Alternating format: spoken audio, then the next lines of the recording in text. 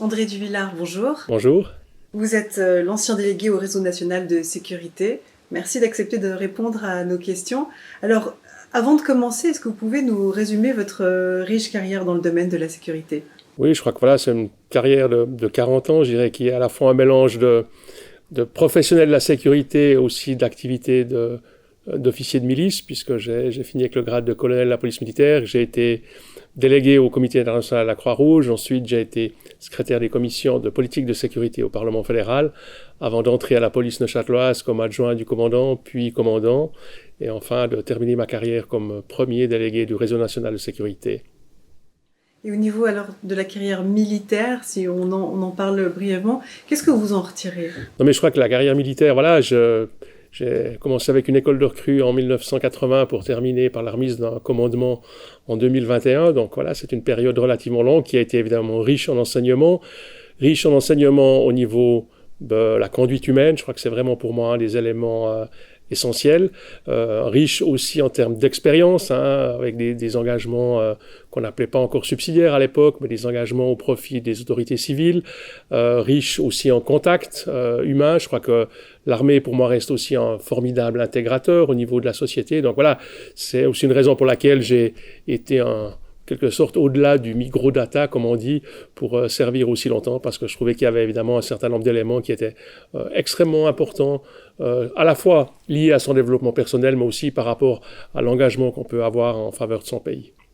Quelle est la richesse principale de cette armée de milices?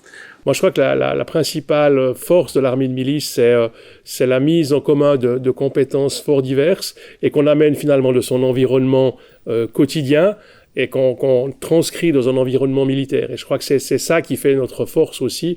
C'est parfois d'avoir des gens qui amènent des compétences totalement inédites par rapport, que ce soit à l'échelle d'un groupe, d'une section ou dans un état-major de bataillon. Et je crois que c'est ça qui fait la force de notre armée.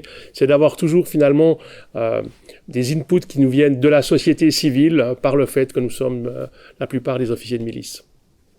Quel bilan faites-vous de votre mandat en tant que délégué au réseau national de sécurité et quelles réalisations vous semblent les plus significatives? Alors je crois que le réseau a été créé, on va dire, dans une période où on sentait qu'il y avait un certain nombre d'enjeux qui concernaient aussi bien la Confédération que les cantons. Il fallait trouver des solutions sur un certain nombre de grands enjeux.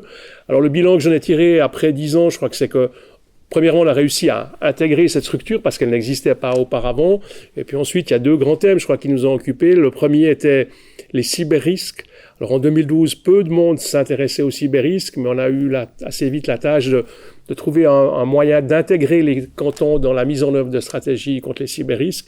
Et puis l'autre est plus lié à l'actualité, c'est l'arrivée évidemment du terrorisme dans les années 2014-2015, où le réseau national de sécurité a été chargé de tout le volet de prévention du terrorisme. Il y en a évidemment d'autres, c'est aussi par exemple le fait qu'on a réintroduit des grands exercices nationaux de sécurité, les exercices du réseau national de sécurité. Le prochain aura lieu l'année prochaine, le troisième. Donc voilà, je crois que ça a été la prise en compte de ces intérêts communs de la Confédération et des cantons, de créer des ponts, de mettre de l'huile dans les rouages et puis de conduire un certain nombre de dossiers qu'on peut qualifier d'importants.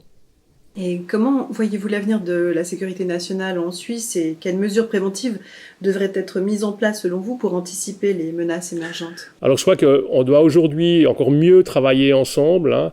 Pour moi, il y a tout le domaine de l'anticipation. On l'a vu dans différents domaines. On a toujours l'impression qu'on est surpris, mais en fait, souvent, un certain nombre de prémices sont déjà là, sont donc présents dans les analyses de risque, dans un certain nombre d'analyses. Je crois qu'on doit anticiper, sachant qu'on est vraisemblablement pour un certain temps dans un monde de polycrises qui vont englober tous les acteurs, on va dire, du réseau national de sécurité. Donc, je crois qu'on doit absolument renforcer.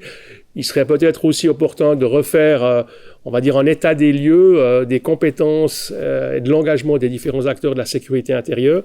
Ça avait été fait dans les années 2010 et je pense qu'aujourd'hui, ça serait extrêmement important. Toute la notion de mieux se préparer à la crise, que ce soit à travers d'exercices, que ce soit à travers des séminaires, et puis surtout cette notion de travail en réseau. Je crois que ça, c'est peut-être ce que chacun a aussi retenu, mais je crois qu'aujourd'hui, quelle que soit la crise, on va devoir travailler en réseau. Une fois, c'est peut-être l'acteur militaire qui est prédominant, une autre fois, c'est l'acteur police qui est prédominant, mais aucune crise ne pourra se résoudre par un des acteurs de manière autonome. Il faut vraiment améliorer ce travail en réseau. Et selon vous, quel est le défi majeur pour la Suisse aujourd'hui ? Alors je crois qu'aujourd'hui, le défi majeur pour la Suisse, il est dans sa capacité à pouvoir intégrer les changements, on va dire, qui sont quasiment permanents au niveau géopolitique, de pouvoir les traduire en enjeux locaux. Alors j'aime bien utiliser penser global, agir local, et je crois que ça c'est le défi. Et puis aussi d'intégrer pas forcément les acteurs, on va dire, sécuritaires classiques, parce qu'on le voit aujourd'hui en termes d'approvisionnement économique du pays, par exemple, l'économie a un rôle à jouer puisqu'elle a une responsabilité première. Le Covid nous a montré combien nous sommes finalement fragiles face à un certain nombre de pénuries qui sont possibles. Le fait qu'aujourd'hui, par exemple, on ait des dizaines de médicaments qui sont en rupture de stock, alors que nous ne sommes pas en crise. Enfin, je crois qu'on voit aujourd'hui que les enjeux vont largement au-delà de la sécurité au sens strict, et c'est peut-être ce réseau qui doit être élargi. Et le défi principal de notre armée ? Alors je crois que le défi principal de notre armée, il est connu, c'est celui de son réarmement en quelque sorte, de pouvoir renouveler son armement, de pouvoir améliorer sa capacité de défense et donc sa capacité de dissuasion. Et je crois que là, voilà, l'armée a largement fait ses preuves sur ses autres missions, protéger, sauver. Mais aujourd'hui, vraiment, on doit retrouver cette capacité de défense, cette capacité qui a été un peu négligée lorsqu'on entend que seulement 2 bataillons mécanisés sur 6 sont équipés complètement. Et ça, on doit absolument, et dans un laps de temps qui est relativement court, finalement, améliorer. On a souvent besoin de pouvoir s'engager, d'être actif quand on voit un monde autour de nous qui ne va pas forcément très bien, pour ne pas se sentir impuissant.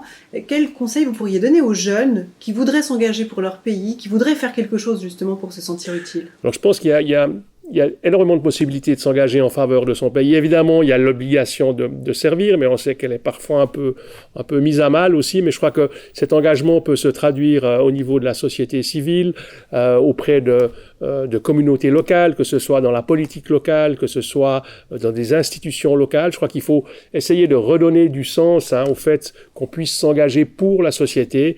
Et là, je crois que les offres sont multiples. Il faut évidemment lutter contre cet individualisme effréné qu'on constate, et je pense qu'on doit retrouver un tout petit peu le sens du collectif. Merci. Service.